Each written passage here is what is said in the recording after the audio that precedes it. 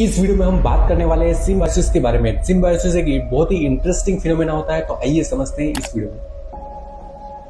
तो दोस्तों, सिम्बायोसिस जिसको हिंदी में बोलते हैं सहभोजिता, बट हालांकि अलग अलग उद्देश्य से इसमें जो जीव होते हैं एक दूसरे पर निर्भर रहते हैं।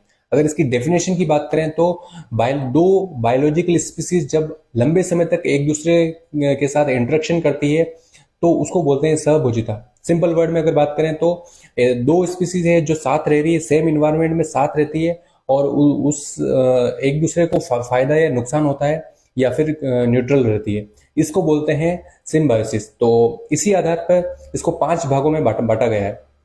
आइए देखते हैं कौन से ये 5 भाग। सबसे पहला जो टाइप है वो है म्यूचुअलिज्म। म्यूचुअलिज्म में दोनों स्पीसीज, दोनों बायोलॉजिकल स्पीसीज को एक दूसरे से फायदा होता है। इसके अगर एग्जाम्पल की बात करें तो आसानी से आपको समझ में आएगा। जैसे कि मधुमक्खी जो होती है वो फूलों से रस लेती है, यानी नेक्टर चुनती है ना, और फिर वो शहद बनाती है। तो मधुमक्खी को फूलों से क्या फायदा हो रहा है, उसको नेक्टर मिल रहा है, और फूलों को क्या फायदा हो रहा है, उनके जो परागकण होते हैं वो फैलाती है, जिससे जो प्लांट का रिप्रोडक्शन में बहुत ज्यादा उनको मदद मिलती है। मतलब दोनों को फायदा हो रहा है ना, तो इसको बोलते हैं म्यूचुअलिज्म। अब बात करते हैं दूसरे टाइप की, ये है कॉमन सेलिज्म। इसमें क्या होता है, एक बायोलॉजिकल स्पीसीज को फायदा होता है और दूसरी को कोई फर्क नहीं पड़ता, ना तो फायदा होता है ना ही नुकसान होता है।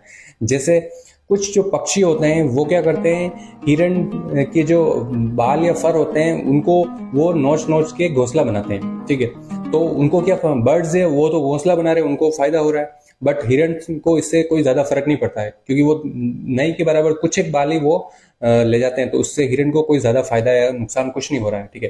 तो ये जो है एग्जाम्पल है वो है कॉमन सेलिज्म का। अब बात करते हैं तीसरे टाइप की। तीसरा टाइप है पैरासिटिज्म। पैरासिटिज्म परजीविता। इसमें क्या होता है, एक स्पीसीज को फायदा होता है और दूसरी स्पीसीज को नुकसान होता है। जैसे कि हमने देखा है कि जो टिक्स और माइट्स होती है, जो डोमेस्टिक एनिमल जैसे घरेलू जो पशु है उन पे नॉर्मली मिल जाती है, जैसे गाय है, भैंस है, उसके ऊपर जो टिक्स और माइट्स होती है वो ब्लड सक करके उनको पोषण लेती है, तो उनको फायदा होता है। और गाय और भैंस से उनको नुकसान होता है, उनको दर्द होता है, उनका ब्लड वो लॉस होता है ना। तो ये एग्जाम्पल है पैरासिटिज्म का। जो टाइप है वो है एमनसेलिज्म का। एमनसेलिज्म में क्या होता है, एक स्पीसीज को नुकसान होता है, दूसरी स्पीसीज होती है वो अनअफेक्टेड रहती है, उसको कोई फायदा या कोई नुकसान नहीं होता है। इसका जो एग्जांपल है वो वॉलनट ट्री। एक पादप या प्लांट होता है, उसका नाम होता है वॉलनट ट्री, जो क्या करता है, एक रसायन प्रोड्यूस करता है जिसको बोलते हैं जुगलोन। जुगलोन रसायन से क्या होता है, उसके आस पड़ोस में जितने प्लांट होते हैं वो सब नष्ट हो जाते हैं। तो इसको, ये जो एग्जाम्पल है वो एमनसेलिज्म का एग्जाम्पल है।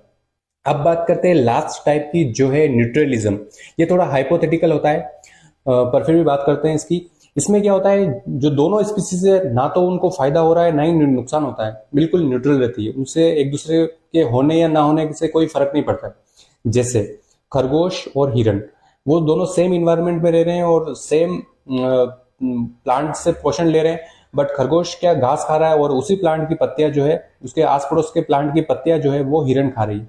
तो हिरन और खरगोश का आपस में कोई इंटरेक्शन नहीं है ना। मतलब अगर हिरन उस एनवायरनमेंट में नहीं भी होगा तो खरगोश को कोई फर्क नहीं पड़ेगा, और खरगोश उस एनवायरनमेंट में नहीं होगा तो भी उसको कोई फर्क नहीं पड़ेगा। इसको बोलते हैं न्यूट्रलिज्म। तो इस वीडियो में फिलहाल इतना ही, मिलते हैं अगली वीडियो में। ऐसी और मजेदार वीडियो के लिए इंस्टा पर फॉलो करिए और यूट्यूब पर सब्सक्राइब करिए। मिलते हैं अगली वीडियो में। Thank you.